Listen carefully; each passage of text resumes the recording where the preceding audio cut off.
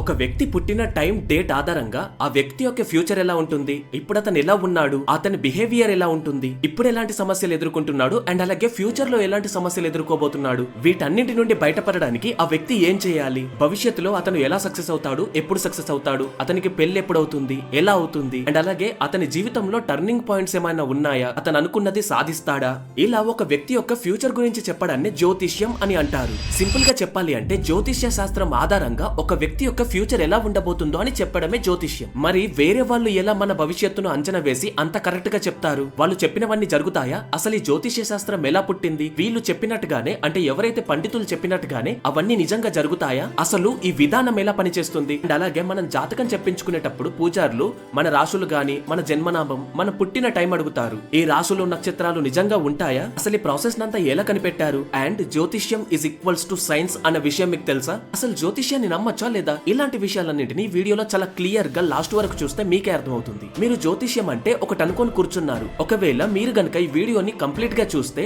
మీకు జ్యోతిష్యంపై ఉన్న ఒపీనియన్ ఖచ్చితంగా మారుతుంది. కాబట్టి ఈ వీడియోని చివరి వరకు ఖచ్చితంగా చూడండి, చాలా ఇంట్రెస్టింగ్ గా ఉంటుంది. So let's get in to the video. అసలు ఈ జ్యోతిష్య శాస్త్రం ఎలా పుట్టింది, ఎక్కడి నుండి పుట్టింది, దీన్ని ఎందుకోసమని తయారు చేశారు, సో ముఖ్యంగా దీని గురించి ఇప్పుడు నేను మీకు ఎక్స్ప్లెయిన్ చేస్తాను. మన దేశంలో పురాతన కాలంలో అంటే వేద కాలంలో ఇప్పుడు మనం యూజ్ చేస్తున్న క్యాలెండర్స్ గానీ టైం గానీ ఇవేవి లేవు. ఒకవేళ టైం ని గనక తెలుసుకోవాలి అనుకుంటే డే టైం అంతా సూర్యుడి పైన అండ్ అలాగే రాత్రి అంతా చంద్రుని పైన ఆధారపడే వాళ్ళు. అయితే మనకు తెలిసిందే ఆ టైంలో మన పూర్వీకులు ఎక్కువగా యజ్ఞాలు హోమాలు ఇవి చేసేవాళ్ళు. సో వీటిని సక్సెస్ఫుల్ గా చేయాలి అంటే ఒక మంచి ముహూర్తంలో చేయాలి. అదే మనం అనుకుంటాం కదా శుభముహూర్తం అని, ఆ ముహూర్తంలో మాత్రమే వీటిని చేయాలి. సో శుభముహూర్తం తెలియాలి అంటే ఖచ్చితంగా టైం తెలియాలి. ఒకవేళ ఈ హోమాలను శుభముహూర్తంలో గనక చేయకపోతే అనుకున్న ఫలితాలు రావు అనేది మన వాళ్ళ నమ్మకం. అండ్ అలాగే రైతులకి కూడా ఏ కాలం ఎప్పుడొస్తుంది, ఏ ఋతువు ఎప్పుడొస్తుంది, ఎప్పుడు పంటలు వెయ్యాలి అనేది ఖచ్చితంగా తెలియాలి. సో వాటికి అనుగుణంగానే మన రైతులు వ్యవసాయాన్ని మొదలు పెట్టగలుగుతారు. వర్షాలు ఎప్పుడు పడతాయి, ఎండలు ఎప్పుడు పడతాయి అనేది ఒక అంచనా వేసుకొని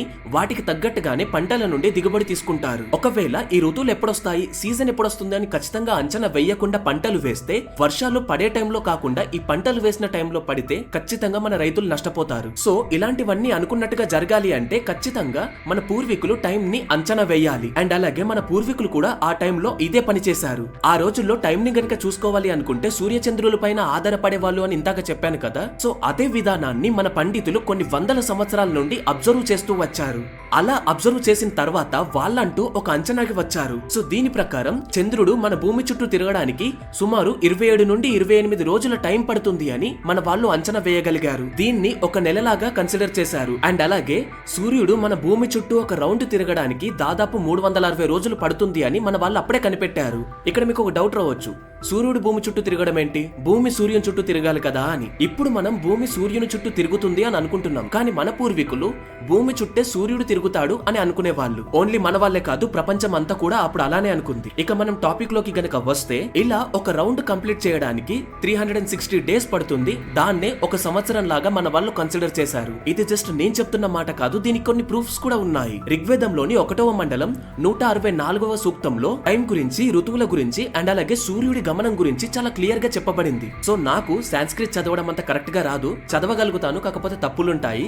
సో స్క్రీన్ మీద వేస్తున్న మీలో చదువు వస్తే చదవండి, నేనైతే దీని మీనింగ్ చెప్తాను. ఒకవేళ మీలో ఎవరైనా చదవాలి అనుకుంటే వీడియోని పాస్ చేసి చదవండి. సో దీని అర్థం ఏంటి అంటే, కాలం అనేది ఒక చక్రం. ఈ చక్రానికి 12 ఆకులుంటాయి. ఇవే 12 నెలలను సూచిస్తాయి. అండ్ అలాగే దీనికి 3 నాభి స్థానాలు ఉన్నాయి. ఇవి 3 ప్రధాన ఋతువులను సూచిస్తాయి. వర్షాకాలం, శీతాకాలం అండ్ అలాగే వేసవి కాలాన్ని సూచిస్తాయి. అండ్ అలాగే ఈ చక్రం మీద 360 మేకులు అమర్చబడి ఉన్నాయి. ఇవి ఒక సంవత్సరంలో 360 రోజులను సూచిస్తాయి. ఈ చక్రం ఎన్నటికి కూడా క్షీణించని చక్రం. దీని ప్రకారమే ఆ రోజుల్లో కాలాన్ని ఎంత కరెక్ట్ గా కొల్చారు అనేది మనకి ఇప్పుడు అర్థమవుతుంది. అండ్ దీన్ని బేస్ చేసుకునే తర్వాత కాలంలో రాశులు, నక్షత్రాలు ఇవన్నీ కూడా వచ్చాయి. ఇకపోతే తర్వాత మన చంద్రుడు తిరిగే పాత్ అంటే దారి ఏదైతే ఉంటుందో ఆ దారిలో 27 నక్షత్రాలు ఉంటాయి అని మన ఋషులు ఐడెంటిఫై చేశారు. ఒకవేళ ఏదైనా టెలిస్కోప్ తో గానీ లేకపోతే నేక్డ్ ఐకి అంటే కొన్ని సందర్భంలో మన నేక్డ్ ఐతో చూసినా సరే ఆ నక్షత్రాలు మనకి కనిపిస్తాయి, కాకపోతే మనకు తెలియదు కాబట్టి మనం ఐడెంటిఫై చేయలేము. ఆ తర్వాత ఆ ఒక్కొక్క నక్షత్రానికి ఒక్కొక్క పేరు పెట్టారు. ఆ పేర్లన్నింటిని మనం మళ్ళీ అథర్వణ వేదంలో చూడవచ్చు. అథర్వణ వేదంలోని 19వ కాండలోని 7వ సూక్తాన్ని నక్షత్ర సూక్తం అని పిలుస్తారు. ఇందులో 27 నక్షత్రాల పేర్లను వరుస క్రమంలో అమర్చిన శ్లోకాలు మనకు కనిపిస్తాయి. అయితే నక్షత్రం అంటే కేవలం ఒక నక్షత్రం కాదు, నక్షత్రాల సమూహం. సో ఇప్పుడు నేను మీకు అర్థమయ్యేలా చెప్పాలి అని అంటే, రోహిణి నక్షత్రం అంటే అదొక నక్షత్రం కాదు, అదొక గ్రూప్ ఆఫ్ స్టార్స్. అలా 27 నక్షత్రాలు అంటే 27 నక్షత్రాల యొక్క సమూహాలు ఉంటాయి. అలాగే సూర్యుడు భూమి చుట్టూ తిరిగే కాలంలో వాతావరణంలో వచ్చే మార్పులను కూడా అబ్జర్వ్ చేసి వర్షాలు ఎప్పుడు పడతాయి, పంటలు ఎప్పుడు వేయాలి, ఎప్పుడు పొలాలను కోయాలి, వాటిని ఎప్పుడు అమ్మాలి, వీటన్నిటికీ కూడా ఒక ప్రణాళికను సిద్ధం చేసుకుని ఉంచుకునే వాళ్ళు. ఆ తర్వాత ఈ నక్షత్రాలను దైవత్వంతో కలిపి చంద్రుడు ఏ నక్షత్రంలో ఉంటే మంచి ముహూర్తము, ఇలాంటివన్నీ తెలుసుకోవడానికి కొన్ని రూల్స్ ని పెట్టుకొని వాటి ప్రకారమే యజ్ఞ యాగాలు, పెళ్లిళ్లు ఇవన్నీ చేసేవాళ్ళు. అయితే మొదట్లో జ్యోతిష శాస్త్రంలో ఇవి మాత్రమే ఉండేవి. ఆ తర్వాత ఆకాశంలో ఉండే నక్షత్రాలు, గ్రహాలు భూమి మీద ఉండే వాటిపై ప్రభావం చూపిస్తున్నాయి అని మన పూర్వీకులు గమనించారు. సో వాటి వల్ల భూమి మీద వచ్చే మార్పులను ఐడెంటిఫై చేసి శుభ అశుభ శకునాలను తెలుసుకున్నారు. వాటి ద్వారా వర్షాలు ఎలా పడతాయి, పంటలు బాగా పండుతాయా లేదా, కరువు కాలం ఉంటుందా, భవిష్యత్తు కాలంలో మన రాజ్యం పైకి ఎవరైనా యుద్ధానికి వచ్చే ఛాన్స్ ఉందా, ఒకవేళ ఎవరైనా యుద్ధానికి వస్తే అందులో మన రాజ్యం గెలుస్తుందా, ఆ యుద్ధాల వల్ల మన ప్రజలు ఎలాంటి సమస్యలు ఎదుర్కోబోతున్నారు, ఎంతవరకు ప్రాణ నష్టం జరగబోతుంది, ఇవన్నీ కూడా తెలుసుకునే వాళ్ళు. అండ్ ఇన్ఫాక్ట్ ఆల్మోస్ట్ వాళ్ళు ఏదైతే ప్రెడిక్ట్ చేస్తారో ఫ్యూచర్ గురించి అవన్నీ కూడా ఖచ్చితంగా 90% జరిగేవి. అలా జ్యోతిష శాస్త్రంలో మొదట్లో ఒక వ్యక్తి గురించి కాకుండా ఒక రాజ్యం, ఒక ఊరు, ఒక పంట, వీటి గురించి మాత్రమే చెప్పేవారు. తర్వాత సమాజంలో వచ్చిన మార్పుల వల్ల అండ్ అలాగే జ్యోతిష శాస్త్రంలో వచ్చిన మార్పుల వల్ల ఒక వ్యక్తి యొక్క ఫ్యూచర్ ఎలా ఉంటుందో కూడా ప్రెడిక్ట్ చేయడం మొదలు పెట్టారు. ఇది ఎలా సాధ్యం అనుకుంటే, ఇస్రో కూడా ఫస్ట్ స్టార్ట్ చేసినప్పుడు ఒక చిన్న స్టెప్ తోనే స్టార్ట్ చేసింది. ఇవాళ ఇస్రో ఏ స్టేజ్ లో ఉందో మీకు తెలుసు. దీని మధ్యలో ఏం జరిగింది? Research and development. సేమ్ జ్యోతిష శాస్త్రంలో కూడా రీసెర్చ్ అండ్ డెవలప్మెంట్ జరుగుతూ అంచెలంచెలుగా ఎదుగుతూ వచ్చింది. ఇక జ్యోతిష శాస్త్రం మన దేశంలో ఎప్పటి నుండి ఎగ్జిస్టెన్స్ లో ఉంది, దీని గురించి చాలా క్లియర్ గా చెప్తాను వినండి. నేను ఈ జ్యోతిష శాస్త్రం గురించి రీసెర్చ్ చేస్తున్నప్పుడు నాకు దొరికిన ఇన్ఫర్మేషన్ ప్రకారం ఈ జ్యోతిష శాస్త్రం అనేది వేద కాలం కంటే ముందు నుండే, అంటే మహాభారత కాలం ఉంది కదా, అప్పటి నుండే ఎగ్జిస్టెన్స్ లో ఉంది. అండ్ మేబీ అంతకంటే ముందు నుండి కూడా ఎగ్జిస్టెన్స్ లో ఉండవచ్చు. మహాభారతాన్ని దగ్గరుండి వినాయకుడి చేత్తో రాయించింది వేదవ్యాసుడు అన్న సంగతి మనందరికీ తెలిసిందే. ఈ వేదవ్యాసుల వారి తండ్రి పేరు పరాశారుడు. ఈ పరాశారుడే బృహత్ ప్రహసార హోరా శాస్త్రం అనే ఒక గ్రంథాన్ని రాశారు. ఇదే జ్యోతిష శాస్త్రానికి మూల గ్రంథం అని చెప్పవచ్చు. ఈయన రాసిన గ్రంథంలో జ్యోతిష శాస్త్రం గురించి ఎంత వివరంగా చెప్పబడింది అంటే, ప్రస్తుతం ఇవాళటి కాలంలో జ్యోతిష శాస్త్రాన్ని యూజ్ చేస్తున్నాము అంటే అందులో 90% ఈయన రాసిన గ్రంథం నుండి తీసుకోబడిందే. ఇందులో 100కి పైగా అధ్యాయాలు, 3000 నుండి 4000 వరకు శ్లోకాలున్నాయి. అండ్ ఆ కాలంలోనే గ్రహాలు, వాటి కదలికలు, వాటి ద్వారా వచ్చే ప్రభావాలు ఇవన్నీ కూడా పరాశారుల వారు ఖచ్చితంగా అంచనా వేయగలిగారు. అంటే దీన్ని బట్టి అప్పట్లో మన దేశంలో ఎంత నాలెడ్జబుల్ పర్సన్స్ ఉన్నారు అనేది మీరే అర్థం చేసుకోవచ్చు. అయితే ఈ రీసెర్చ్ లో భాగంగానే మహాభారతంలో జ్యోతిష శాస్త్రం ఉంది అని చెప్పడానికి నాకు ఒక స్టోరీ దొరికింది. ఆ స్టోరీని నేను మీకు ఎక్స్ప్లెయిన్ చేస్తాను. ఇప్పుడు ఈ వీడియో ఇంకా ఇంట్రెస్టింగ్ గా ఉండబోతుంది. ఖచ్చితంగా ఈ స్టోరీని వినండి. ఇది కురుక్షేత్ర యుద్ధం స్టార్ట్ అవ్వకుండా ముందే జరిగింది. కురుక్షేత్ర యుద్ధం తప్పదు అని తెలిసిన తర్వాత ఒకవైపు పాండవులు, ఇంకొక వైపు కౌరవులు, వాళ్ళు యుద్ధంలో మేమే గెలవాలి అనుకుంటూ ఆ యుద్ధానికి కావాల్సిన ఏర్పాట్లన్నీ చేసుకుంటూ ఉన్నారు. అయితే పాండవుల్లో అందరికంటే చిన్నవాడైన సహదేవుడు ఈ జ్యోతిష శాస్త్రంలో ఎక్స్పర్ట్. నార్మల్ గా మనం మహాభారతం చదివినా సరే సహదేవుడు చాలా తెలివైన వాడు అనేది మనకు తెలుస్తుంది. పాండవులు ఎలాంటి సందర్భంలో అయినా సరే అబద్ధం చెప్పరు. ఈ విషయం తెలిసిన దుర్యోధనుడు ఒకసారి సహదేవుని దగ్గరికి వెళ్లి, సహదేవ, నువ్వు జ్యోతిష శాస్త్రంలో ఎంతో అనుభవజ్ఞుడివి అనేది మాకు తెలుసు. మేము అంటే కౌరవులము ఈ యుద్ధాన్ని గెలవాలి అనుకుంటే ఏ ముహూర్తాన యుద్ధాన్ని మొదలు పెడితే మేము ఆ యుద్ధాన్ని గెలుస్తామో మాకు చెప్పు.